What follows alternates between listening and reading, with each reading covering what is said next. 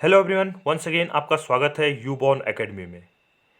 आज के इस वीडियो में हम साइंस के physics based 25 most important question answer को डिस्कस करेंगे। ये जो 25 क्वेश्चन है ये विभिन्न एग्जामों में पूछे गए हैं और आपके जो आने वाला एग्जाम है, जो कॉम्पिटिटिव एग्जाम है, उसमें भी पूछे जा सकते हैं। आप बैंक की तैयारी कर रहे हैं या एसएससी की तैयारी कर रहे हैं या कोई सिविल सर्विसेज की तैयारी कर रहे हैं, तो आपको वहाँ पर कोई भी जो कॉम्पिटिटिव एग्जाम है तो उसमें आपको बहुत ज़्यादा फायदा होगा। तो ये 25 क्वेश्चन अगर आपके फिंगर टिप्स पे हैं तो डेफिनेटली इसमें से कुछ ना कुछ क्वेश्चन आपके जो कॉम्पिटिटिव एग्जाम है उसमें पूछे जा सकते हैं। जिसने चैनल को अभी तक सब्सक्राइब नहीं किया वो सब्सक्राइब कर लें ताकि आपको पूरे वीडियो मिलते रहें। इसके साथ साथ हमने पहले भी बताया था मंडे टू सैटरडे जो हमारे एनसीईआरटी है क्लास 6 to 10 वो कंटिन्यू जारी रहेगी। चलिए शुरू करते हैं। भौतिक विज्ञान के महत्वपूर्ण प्रश्न उत्तर, important question answer of physics. 25 question answer हमने इसमें डिस्कस लिए हुए हैं, तो उन्हीं क्वेश्चन आंसर को क्या करेंगे हम डिस्कस कर रहे हैं। चलिए शुरू करते हैं। Question number first, a boat will submerge when it displace water equal to its own. एक नाव डूब जाएगी जब यह पानी को अपने डैश डैश, यहाँ पर खाली स्थान है, यहाँ पर आपको कुछ वर्ड लिखना है, के बराबर विस्थापित करती है। ठीक है, आपसे क्वेश्चन पूछा गया है। हमने यहाँ पर दोनों लैंग्वेज का यूज किया है, इंग्लिश और हिंदी, ताकि कुछ हमारे साथ स्टूडेंट जुड़े हैं जो हिंदी लैंग्वेज, हिंदी मीडियम से हैं और कुछ स्टूडेंट हमारे साथ क्या हैं इंग्लिश मीडियम से जुड़े हुए हैं। तो हमने क्वेश्चन पूछा, a boat will submerge when it displace water equal to its own. एक नाव डूब जाएगी जब यह पानी को अपने डैश के बराबर विस्थापित करती है।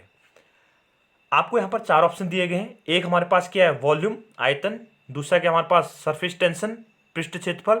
तीसरा आपके पास क्या है, डेंसिटी घनत्व। और फोर्थ वन आपको क्या दिया गया है, वेट या वजन। आपको आंसर यहाँ पर टिक करना है या आप नीचे जो कमेंट सेक्शन है उसमें भी आंसर को राइट करके लिख सकते हैं। तो सोचिएगा क्या बनेगा इसका करेक्ट आंसर, हम यहाँ पर डिस्कस कर रहे हैं। एक सेकंड 2 सेकंड का हम टाइम दे रहे हैं आपको। तो इसका जो करेक्ट आंसर है वो क्या है, वेट। ठीक है, ऑप्शन फोर्थ जो वेट है, वेट क्या है इस क्वेश्चन का क्या है, करेक्ट आंसर है। यानी एक नाव डूब जाएगी जब यह पानी को अपने वेट के बराबर यानी वजन के बराबर क्या कर देगी, विस्थापित कर देगी। तो वजन के बराबर अगर इसने विस्थापित कर दिया, वेट के बराबर क्या कर दिया, इसने वाटर को डिस्प्लेस कर दिया, तो वो नाव क्या हो जाएगी, पानी में डूब जाएगी। Question number 2, Boyle's law holds good for any gas at. Boyle का नियम किसी भी गैस पर कब लागू होता है। तो यहां पर आपको डिफरेंट 4 ऑप्शन दिए गए हैं। उच्च तापमान व निम्न दाब, यानी क्या है, high temperature and low pressure, ये सही होगा। या फिर उच्च तापमान व उच्च दाब, high temperature and high pressure. Option number 3, निम्न तापमान व निम्न दाब, low temperature and low pressure. Fourth one, निम्न तापमान व उच्च दाब, low temperature and high pressure. तो आपको 2 सेकंड का टाइम दिया जा रहा है, तो आप काउंट कीजिए कि इसका करेक्ट आंसर क्या बनेगा। तो हम इसका करेक्ट आंसर बताते हैं। तो इसका करेक्ट आंसर है low temperature and high pressure. ठीक है, low temperature and high pressure. तो जो ऑप्शन नंबर 3 है, ठीक है, निम्न तापमान व निम्न, सॉरी 3 नहीं, low temperature high pressure, option number 4। तो निम्न तापमान व उच्च दाब, क्या बोला हमने, low temperature and high pressure पे क्या होगा, जो गैस है, ठीक है, वो बॉयल्स के नियम को क्या होगा, लागू होगा। क्वेश्चन नंबर 3, 0 डिग्री सेल्सियस से 10 डिग्री सेल्सियस तक गर्म करने पर किसी दिए हुए द्रव्यमान वाले जल का आयतन, ठीक है, when heated from 0 degree Celsius to 10 degree Celsius, volume of a given mass of water will be. तो इसका आपको करेक्ट आंसर सर्च करना है या ढूंढना है। तो आप इसमें वीडियो को पॉज कर सकते हैं, पॉज करने के बाद इसका आंसर देख सकते हैं कि इसका आंसर क्या बनेगा। ठीक है, हम यहाँ पर आंसर को डिस्कस करेंगे। ठीक है, तो हम आप क्या कर सकते हैं, वीडियो को पॉज कर सकते हैं। वीडियो को पॉज करने के बाद क्या कर सकते हैं, कुछ समय उसको सोचने के बाद, ठीक है, माइंड में अपने रिकॉल कीजिए कि आपका जो पहले पढ़ा था तो उसमें क्या आपको इसका करेक्ट आंसर लग रहा है। तो हम इसका 4 ऑप्शन इनको डिस्कस कर लेते हैं। घटता है फिर बढ़ने लग जाता है, decreases and then will increase, धीरे धीरे बढ़ता है, इंक्रीज ग्रेजुअली, धीरे धीरे घटता है, डिक्रीज ग्रेजुअली, बढ़ता है फिर घटता है, increase and then will decrease. तो इसका करेक्ट आंसर क्या है, decrease and then will increase. ठीक है, यानी ऑप्शन नंबर जो फर्स्ट है घटता है, फिर उसके बाद क्या होता है, बढ़ता है। तो ये क्या है, इस क्वेश्चन का करेक्ट आंसर है। ठीक है, जो ऑप्शन नंबर फर्स्ट है, तो ऑप्शन नंबर फर्स्ट क्या है, इसका करेक्ट आंसर है। Question number fourth, in the earth the weight of a body is maximum at the. ठीक है, आपसे क्वेश्चन पूछा गया है कि पृथ्वी पर शरीर का वजन अधिकतम कहां पर होगा।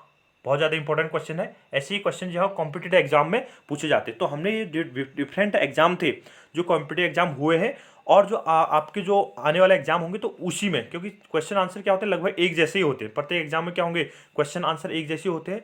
तो हमने इंपॉर्टेंट क्वेश्चन आंसर को छांट के यहाँ पर लिखा हुआ है। तो क्या कह रहे हैं हम, पृथ्वी पर शरीर का वजन अधिकतम कहाँ पर होता है। आपके लिए ऑप्शन है उत्तरी ध्रुव, नॉर्थ पोल पे। दूसरा ऑप्शन आपके लिए सरफेस पे। तीसरा ऑप्शन आप पे साउथ पोल, दक्षिण ध्रुव पे। और फोर्थ ऑप्शन है आपके पास भूमध्य रेखा, इक्वेटर पे। ठीक है, आप वीडियो को पॉज कीजिए, पॉज करने के बाद आप इसको करेक्ट आंसर दे सकते हैं। अब आपके माइंड में चल रहा होगा नॉर्थ पोल और साउथ पोल, ठीक है, तो दोनों पे चल रहा होगा, लेकिन आपको इस टाइप के क्वेश्चन भी कहीं पर बन सकते हैं। तो इसमें आपको देखना क्या है कि जो आपके पास क्वेश्चन में जो ऑप्शन है, उन ऑप्शन के हिसाब से यहाँ पर करेक्ट आंसर क्या होगा, क्योंकि यहाँ पर नॉर्थ पोल और साउथ पोल दोनों दिया गया है और इक्वेटर भी यहाँ पर डिस्कस किया है। तो इसका यहाँ पर यानी जो यहाँ पर ऑप्शन है डिफरेंट, तो उसके हिसाब से जो इसका करेक्ट आंसर बनेगा वो क्या बनेगा, सरफेस, यानी सतह पर। क्योंकि और तो सारे ऑप्शन एक जैसे है ना, या ऑल ऑफ द अबव होता है, या ए एंड मतलब फर्स्ट और थ्री होता, तो इसके हिसाब से आप आंसर लगाते। लेकिन यहाँ पर ऐसा कोई भी ऑप्शन नहीं है, तो आप क्वेश्चन में दिए गए ऑप्शन के हिसाब से क्या कर सकते हैं, करेक्ट आंसर को टिक कर सकते हैं। तो ऑप्शन नंबर 2 सरफेस पे जो होगा वहां पर क्या होगा, अधिकतम भार होगा। Next question number 5, solar energy is converted into chemical energy during. ठीक है, किस दौरान सौर ऊर्जा का रूपांतरण रासायनिक ऊर्जा में होता है। तो आपसे क्वेश्चन पूछा गया है, solar energy is converted into chemical energy during. तो यहां पर क्या है, अलग अलग ऑप्शन हमारे पास। फर्स्ट है भाप निकासी यानी ट्रांसपिरेशन। दूसरा आपके लिए ऑप्शन है वाष्पीकरण, इवापोरेशन। ठीक है, थर्ड ऑप्शन आपके लिए है प्रकाश संश्लेषण यानी फोटोसिंथेसिस। और फोर्थ वन ऑप्शन है आपके लिए डिफ्यूजन, विसरण। तो आप इसका करेक्ट आंसर बताएं, वीडियो को पॉज कीजिए, फिर उसके बाद आप इसका करेक्ट आंसर ढूंढ सकते हैं। तो इसका करेक्ट आंसर क्या बनेगा, फोटोसिंथेसिस, यानी प्रकाश संश्लेषण के दौरान क्या होती है, जो सौर ऊर्जा होती है, उस सौर ऊर्जा को किस में बदलते हैं हम, रासायनिक ऊर्जा में बदल देते हैं। अगर आप इन क्वेश्चन का आंसर अगर देख पा रहे हैं, ठीक है, तो इसका मतलब आप कंटिन्यूसली लगा पा रहे हैं, तो आपके लिए क्या होगा, आपको पता है, नहीं तो फिर आपको क्या होगा, थोड़ा सा पढ़ने की जरूरत है। नेक्स्ट क्वेश्चन नंबर 6 हमारे पास, Which of the following is a non-renewable source of energy? निम्न में से कौन ऊर्जा का एक अनवीनीकरणीय स्रोत है। ठीक है, non renewable source of energy. Option क्या क्या आपके पास, सोलर सौर ऊर्जा, बायोगैस, तीसरा विंड पवन हो गया, और फोर्थ वन क्या आपके पास कोल। ठीक है, कोयला। तो आपको क्या लग रहा है इसका करेक्ट आंसर क्या होना चाहिए, अगर जिसने कोयला ढूंढा, ठीक है, तो आपको क्या है, आप बिल्कुल सही उत्तर पे थे। तो करेक्ट आंसर इज कोयला, कोल, इसका क्या होगा करेक्ट आंसर है। ठीक है, निम्न में से कौन ऊर्जा का एक अनवीनीकरणीय स्रोत है। ठीक है, नॉन रिन्यूएबल सोर्स है, तो that is correct answer is coal. Question number 7, which of the following metals is used for the manufacture of heating elements provided in electric iron. विद्युत आयरन में प्रदत्त तापक तत्व के निर्माण के लिए निम्न में से किस धातु का प्रयोग किया जाता है। ठीक है, यानी जो विद्युत हीटर होगा उसको अगर क्या करना है, आपको उसको गर्म करना है, तो गर्म करने के लिए वहां पर किस मेटल एटम का, ठीक है, कौन सी धातु का क्या होगा वहां पर उपयोग किया जाता है, या कौन सा जो तत्व होगा उस तत्व का क्या किया जाता है वहां पर उपयोग किया जाता है। पहला ऑप्शन हमारे पास निकेल दिया है, दूसरा ऑप्शन हमारे पास नाइक्रोम दिया हुआ है, तीसरा ऑप्शन आपको क्रोमियम दिया हुआ है, चौथा ऑप्शन आपको कॉपर दिया हुआ है या तांबा दिया हुआ है। तो आप सोचिएगा करेक्ट आंसर। ठीक है, अगर हम फिर कह रहे हैं, वीडियो को पॉज कीजिए, पॉज करने के बाद क्या कर सकते हैं, आप इसका करेक्ट आंसर ढूंढ सकते हैं। तो जिसने नाइक्रोम सोचा, ठीक है, नाइक्रोम ये एक अपने आप में क्या है, अलॉय है, तो जिसने नाइक्रोम सोचा तो वो क्या है, उसका करेक्ट आंसर है। नेक्स्ट आगे बढ़ते हैं, question number 8, danger signal are generally red as red light. खतरे के संकेत सामान्यतः लाल स्रोत है, क्योंकि लाल प्रकाश, आपने देखा होगा जहां पर भी क्या होता है, हमें डेंजर सिग्नल दिया जाता है तो वहां पर क्या कहता है, हम रेड सिग्नल यानी लाल जो लाइट होती है उस लाल लाइट का क्या करता है वहाँ पर यूज़ करते हैं। आपने ट्रैफिक में देखा होगा या फिर अन्य कहीं पर कोई वर्क चल रहा होता है, रोड के किनारे कहीं पर वर्क चला होता है, तो वहाँ पर जो फ्लैग यूज़ किया जाता है वो रेड किए जाते हैं। या ट्रैफिक सिग्नल हो गया या जो भी है जहाँ पर सिग्नल क्या देना, हमें खतरे का सिग्नल देना है, तो वहाँ पर लाल प्रकाश को या रेड लाइट को क्या करता है हम यूज़ करते हैं। तो इसके पीछे क्या कारण है? सबसे पहला ऑप्शन दिया गया हमें, सबसे कम चमकीला होता है, इज लिस्ट ब्राइट, यानी जो रेड है वो रेड के अपने आप में क्या सबसे कम चमकीला है। दूसरा, आंखों को सुकून देता है, gives comfort to eye. Third option क्या दिया गया आपको, इसका विचलन सबसे कम होता है, undergoes least deviation. Fourth option आपको दिया गया है, इसका वेग निम्न होता है, हैज लोएस्ट वेलोसिटी। तो वीडियो को पॉज कीजिए, पॉज करने के बाद फिर आप इसका क्या कर सकते हैं, आंसर ढूंढ सकते हैं। तो इसका करेक्ट आंसर क्या होगा सोचिएगा। तो जिसने थर्ड ऑप्शन नंबर थर्ड सोचा, इसका विचलन सबसे कम होता है, अंडरगोज लीस्ट डेविएशन, तो ये क्या होगा इसका करेक्ट आंसर है। नेक्स्ट आगे बढ़ते हैं हम। Question number 9, the instrument used to see the distance object on earth is.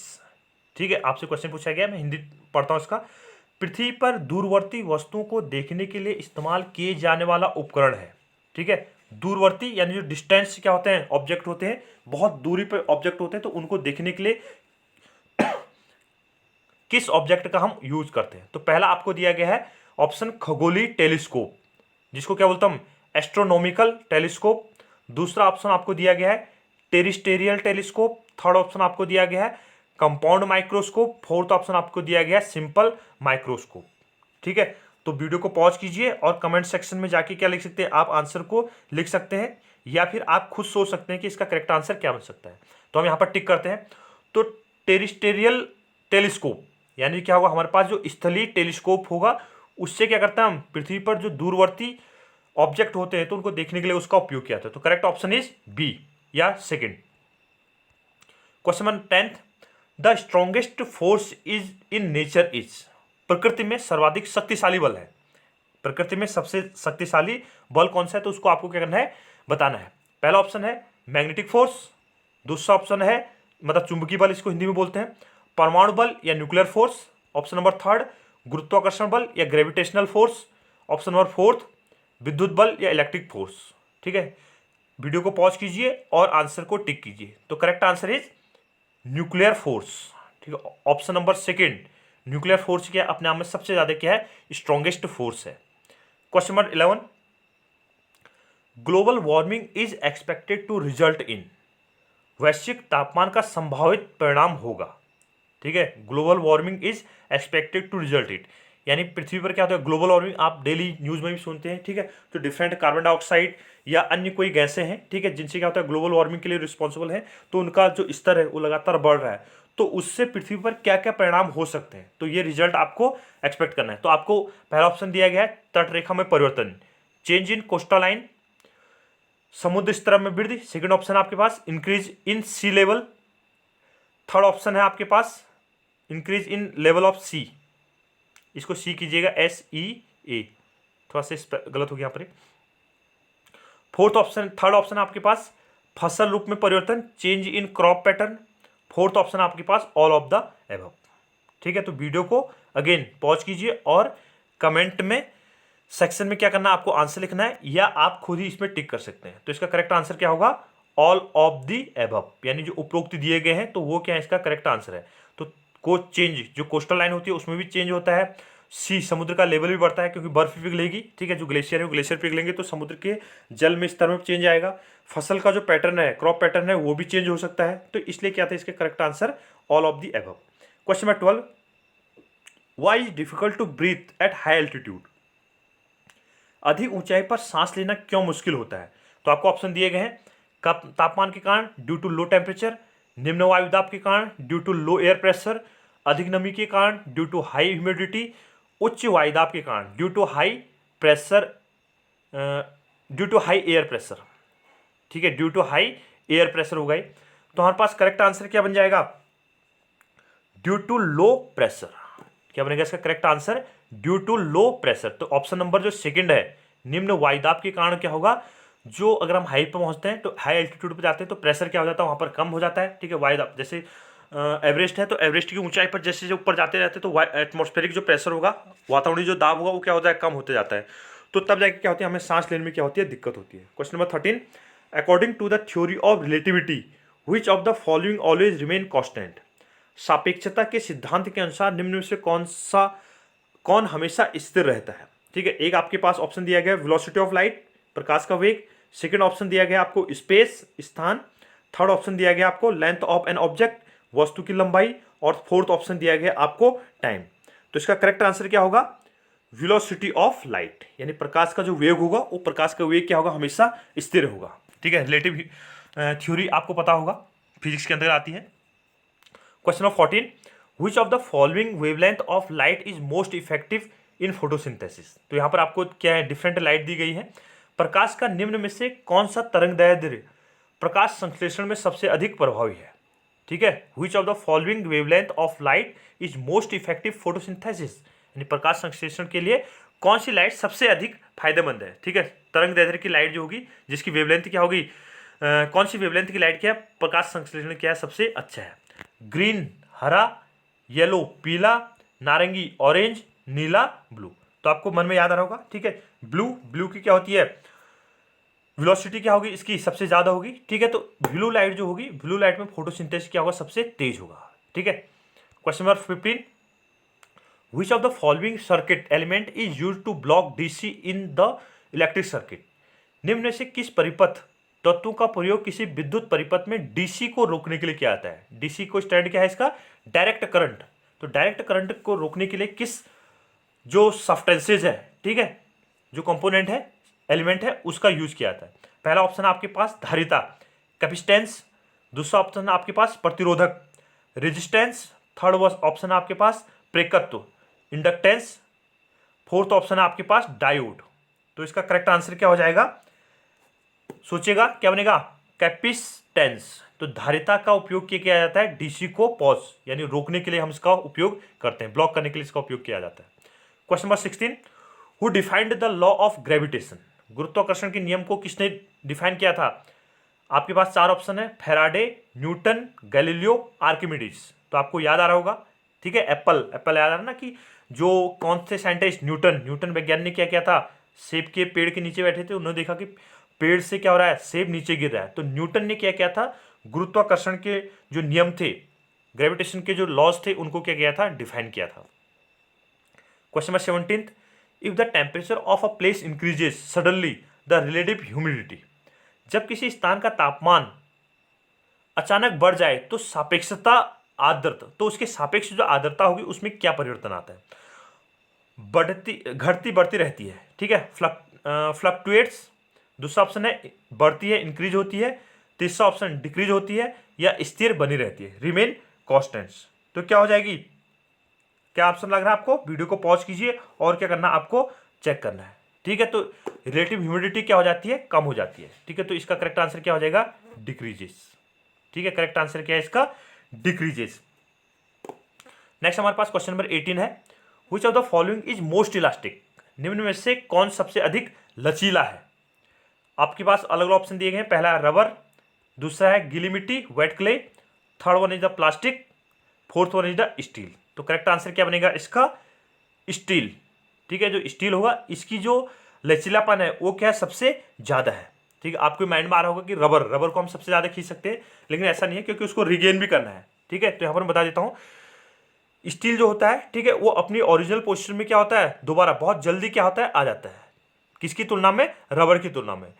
ठीक है, जब इसका जो फोर्स होता है, जो अप्लाइंग फोर्स था, ठीक है, जो डिफॉर्मिंग फोर्स था, उसको क्या किया हमने, रिमूव किया। तो रिमूव करने के बाद क्या होगा, जो स्टील होगा वो अपनी ओरिजिनल शेप में वापस आएगा। Question number 19, the instrument used to measure the speed of wind. वायु की गति मापने के लिए प्रयुक्त उपकरण कहलाता है। ठीक है, एयर की जो स्पीड होती है, तो उसको मापने के लिए किस माप यंत्र का हम उपयोग करते हैं। पहला ऑप्शन दिया गया आपको पवन वेग मापी, एनीमोमीटर।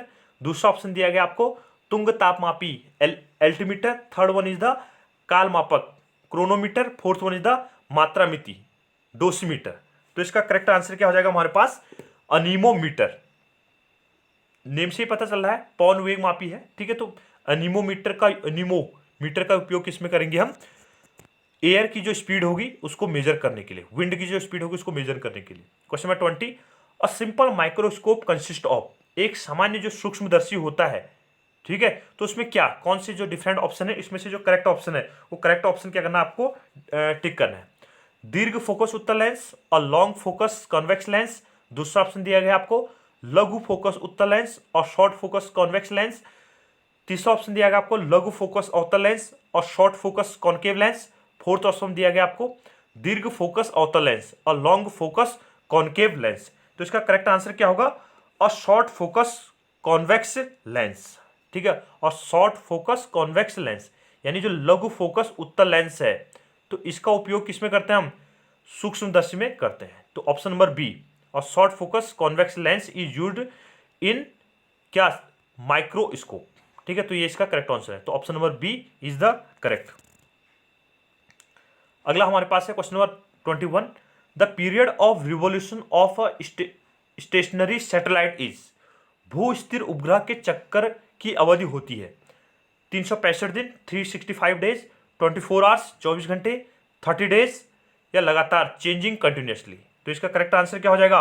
24 आवर्स, यानी क्या होते हैं जो भू स्थिर उपग्रह होते हैं, ठीक है, स्टेशनरी जियो स्टेशनरी जो क्या है सैटेलाइट्स हैं, जियो स्टेशनरी जो सैटेलाइट्स हैं, तो उनका जो पीरियड होता है, ठीक है, उपग्रह का जो चक्कर की अवधि होती है वो कितनी होती है? 24 आवर्स। इन 24 घंटे में क्या कर देते हैं वो एक स्टेशनरी, ठीक है, तो क्या कर देता है उसमें एक चक्कर पूरा कर लेता है। फॉग इज एग्जाम्पल ऑफ, कोहरा किसका उदाहरण है? तरल में प्रक्षेपित ठोस, solid dispersed in liquid, gas में बिखरी गैस, गैस डिस्पर्स्ड इन गैस, गैस में प्रक्षेपित ठोस, सॉलिड डिस्पर्स्ड इन गैस, गैस में प्रक्षेपित तरल, liquid dispersed in a gas, ठीक है, तो करेक्ट आंसर क्या हो जाएगा इसका?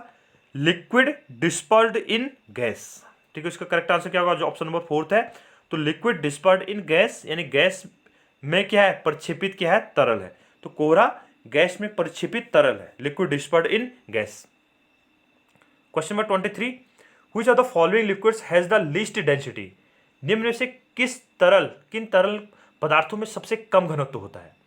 मीठा पानी स्वीट वाटर, पारा मरकरी, पेट्रोल खारा पानी सॉल्ट वाटर, ठीक है। वीडियो को पॉज कीजिए और कमेंट सेक्शन में आंसर लिखिए, या आप खुद अपने आप से क्या कर सकते हैं? आंसर को चेक कर सकते हैं। तो इसका करेक्ट आंसर क्या हो जाएगा? पेट्रोल, ठीक है। पेट्रोल की डेंसिटी क्या होगी? सबसे कम होगी। तो इसको किसी भी हम लिक्विड में रखेंगे, मीठे स्वीट वाटर में रखें, मरकरी में रखें या सॉल्टी वाटर में रखेंगे, तो पारे उसमें क्या हो जाएगा? तैरने लग जाएगा, ठीक है। तो डेंसिटी जिसकी सबसे कम होती है वो क्या होता है? दूसरे पे क्या करता है? फ्लोट करता है। Question number 24, a splitting of different colours of light in a prism, prism में प्रकाश के विभिन्न रंगों में विभाजित हो जाना क्या है? प्रकाश का अपवर्तन, रिफ्रैक्शन ऑफ लाइट, प्रकाश का विवर्तन, डिफ्रैक्शन ऑफ लाइट, प्रकाश का परावर्तन, रिफ्लेक्शन ऑफ लाइट, प्रकाश का विक्षेपण, डिस्पर्सन ऑफ लाइट। तो इसका करेक्ट आंसर क्या हो जाएगा? डिस्पर्सन ऑफ लाइट, यानी प्रकाश का विक्षेपण क्या होगा? इसका करेक्ट आंसर है, ठीक है। बहुत ज्यादा इंपॉर्टेंट क्वेश्चन है, 2-3 एग्जामों में, जहां से मैंने उठाया था 2-3 एग्जामों में पूछा गया क्वेश्चन है। क्वेश्चन नंबर लास्ट क्वेश्चन है, question number 25, the plastic material commonly used for making gear wheels is, दांतेदार पहियों को बनाने में आमतौर पर प्रयुक्त प्लास्टिक सामग्री है। बहुत ज्यादा इंपॉर्टेंट क्वेश्चन है, ये भी हमने कहा था 2-3 एग्जाम में पूछा गया क्वेश्चन है, ठीक है। तो क्वेश्चन क्या है? The plastic material commonly used for making gear wheels is, दांतेदार पहियों को बनाने में आमतौर पर प्रयुक्त प्लास्टिक होता है। आपने देखा होगा ब्रेक पेड में लगता है नायलॉन, ठीक है, या पॉलिस्टर, बेकेलाइट या पॉलिस्टाइरिन, ठीक है, पॉलिस्टीन जो भी आप कहते हैं। तो इसका करेक्ट ऑप्शन क्या हो जाएगा? नायलॉन, ठीक है। इसका करेक्ट ऑप्शन क्या हो जाएगा? नायलॉन, ठीक है। तो नायलॉन क्या करता है? दांतेदार जो पहिए होते हैं यानी जो गियर व्हील्स होते हैं उसमें जाता है। क्यों यूज किया जाता है? क्योंकि इसको मॉइस्चर को एब्जॉर्ब करने की जो कैपेसिटी है वो क्या है? सबसे ज्यादा है। नायलॉन की जो मॉइस्चर को एब्जॉर्ब करने की जो कैपेसिटी है वो क्या होता है? सबसे ज्यादा होता है। तब जाके इसको जो गियर व्हील्स होते हैं, गियर व्हील्स हैं, ठीक है, तो उसमें इसका उपयोग किया जाता है। इसके बाद जो नेक्स्ट अगला जो वीडियो आएगा, ठीक है, तो उसमें हम ऐसे ही 25 या 50 जो इंपॉर्टेंट क्वेश्चन आंसर होंगे। अब हम क्या करेंगे? कभी फिजिक्स, कभी केमिस्ट्री, कभी बायो की अलग अलग टॉपिक उठाएंगे, तो विभिन्न एग्जामों में पूछे गए क्वेश्चन आंसर और जो आपके इंपॉर्टेंट क्वेश्चन आंसर होंगे, जो भविष्य में आप एग्जाम दोगे। आप मान लो एसएससी की तैयारी कर रहे हैं, सीडीएस की तैयारी कर रहे हैं, या बैंक की, या रेलवेज की, या अन्य कोई भी कॉम्पिटिटिव एग्जाम की तैयारी कर रहे हैं, तो उसमें क्या होगा, ये क्वेश्चन आपको बहुत ज़्यादा फायदेमंद होंगे। Thank you. वीडियो को लाइक कीजिए, शेयर कीजिए और सब्सक्राइब कीजिए।